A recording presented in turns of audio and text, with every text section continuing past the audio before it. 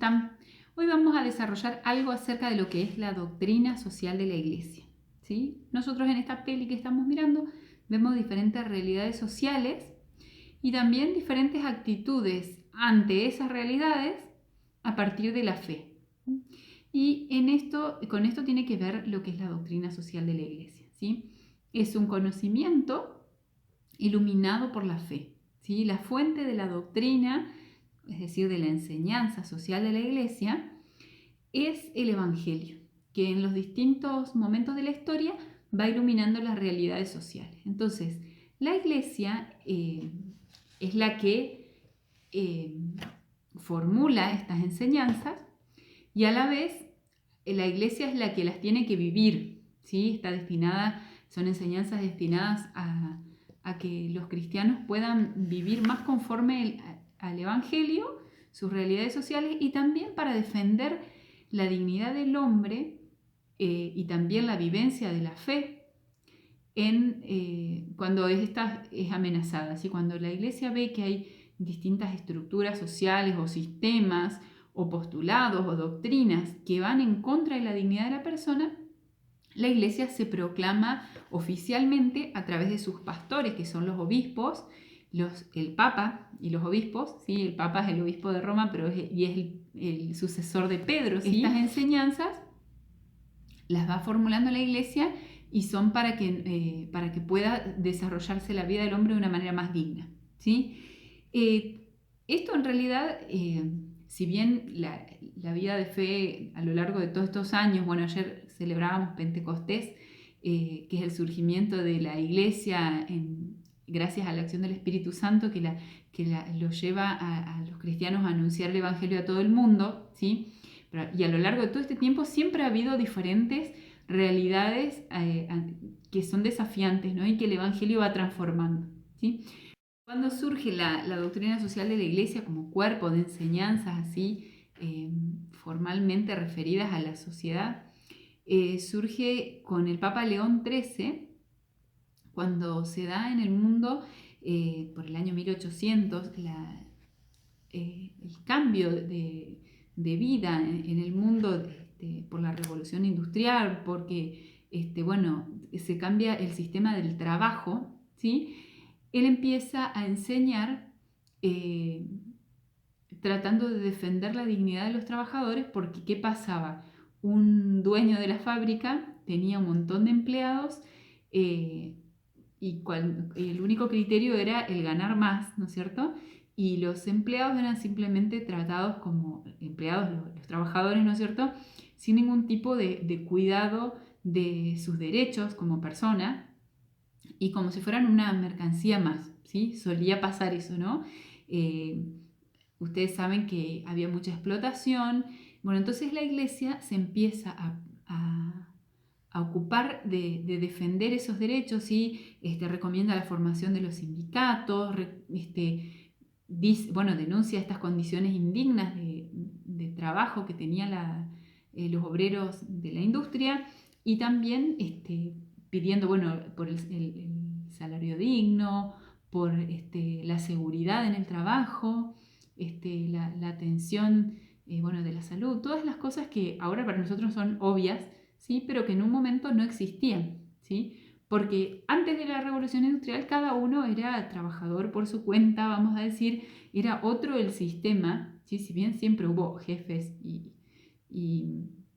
súbditos, digamos, en muchas épocas, bueno, esto fue tan diferente que la Iglesia comienza a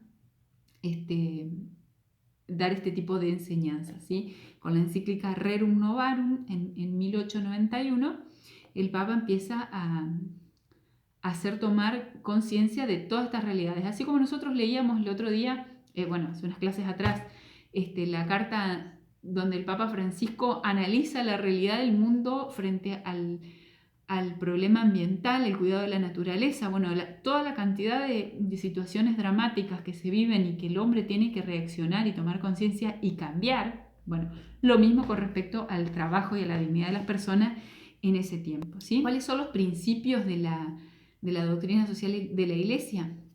Bueno, vamos a enumerar estos 4 principios, después más adelante probablemente los podamos desarrollar de a poco, ¿sí? Los principios permanentes de la doctrina social de la Iglesia son 4. Y bueno, son la dignidad de la persona humana, el principio del bien común, el principio de subsidiariedad y el principio de solidaridad. Lo principal, como ya les decía, la dignidad de la persona, que es el bien común.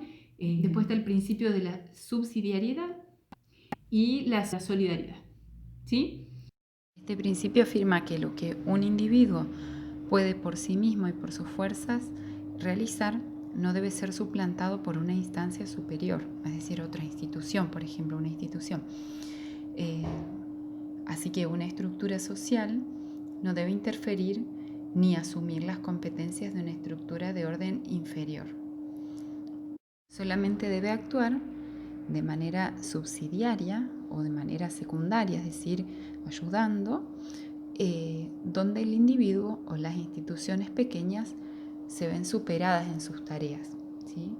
Por ejemplo, en la educación de la familia, lo que pasa en la casa. Vieron que cuando hablamos de la educación que le pertenece a los padres como principal derecho de educar a sus hijos, no debe interferir una institución como por ejemplo el Estado, pero hay cuestiones de refuerzo de la educación, la enseñanza, que el Estado sí actúa de manera subsidiaria, por ejemplo, a través de las escuelas. Lo mismo, la educación de la fe, en primer lugar, le pertenece a los papás, iniciar a sus hijos en la fe, transmitirles la fe, y la catequesis que brinda la Iglesia es una ayuda, un apoyo a la primera educación de la fe, que es de los papás.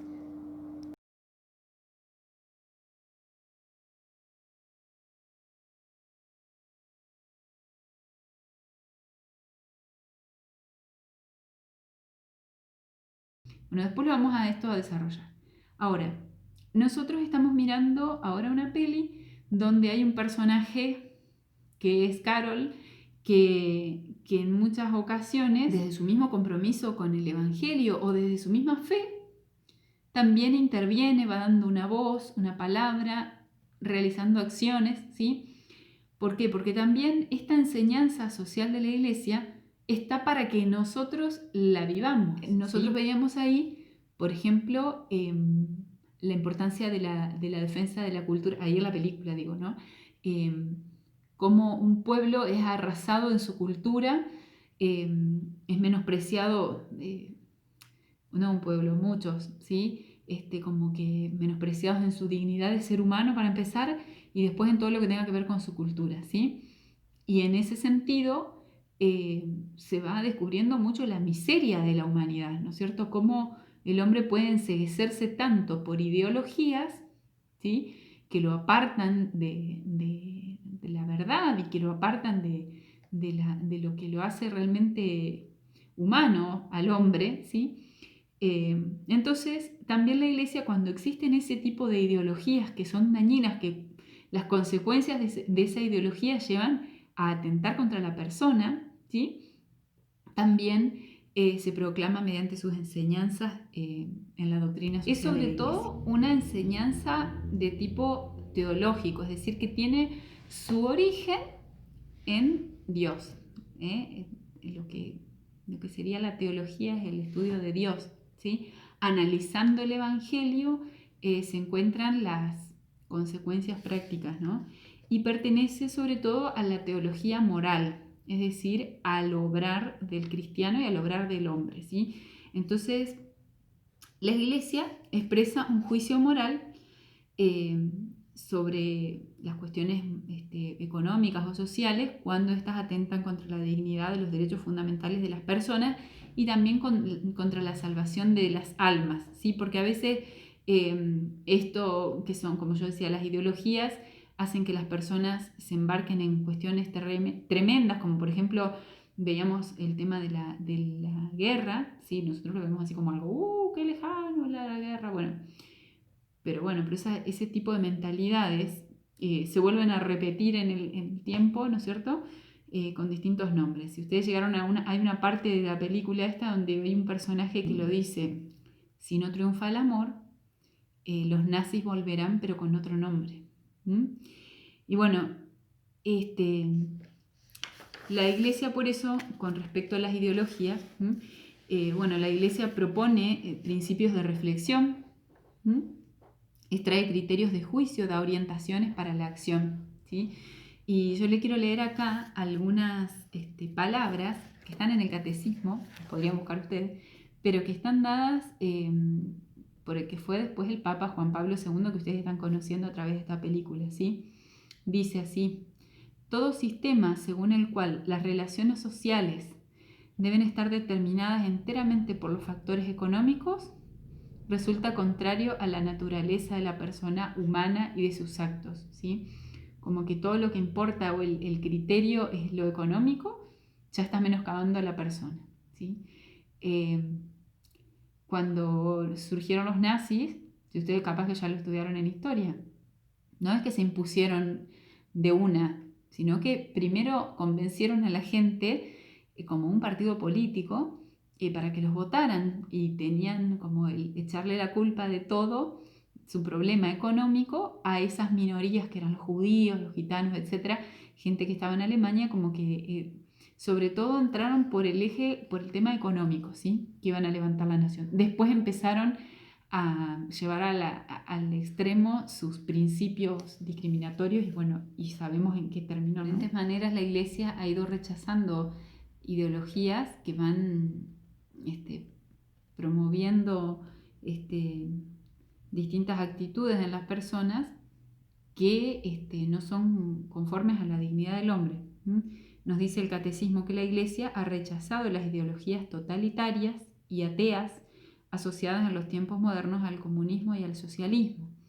Y también en la práctica del capitalismo, el individualismo y la primacía absoluta de la ley del mercado sobre el trabajo humano, ¿sí? Esta es una problemática que sigue existiendo en la sociedad de hoy, ¿sí? El capitalismo lo escuchamos todos los días, distintas personas que lo nombran en los noticieros.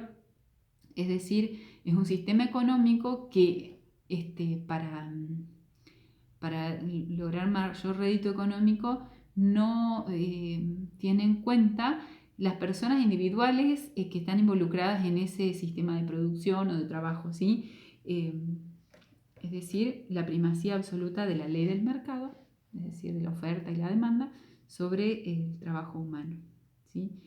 El comunismo también, después de los nazis, fue el siguiente que arrasó Europa, que arrasó Polonia. Los que terminaron de ver la película se habrán dado cuenta de esto, ¿no? También quitando de medio a Dios, prohibiendo, ¿sí? Prohibiendo a las personas que puedan creer, que puedan practicar su fe, y poniéndose también ellos como el criterio de la norma, ¿sí?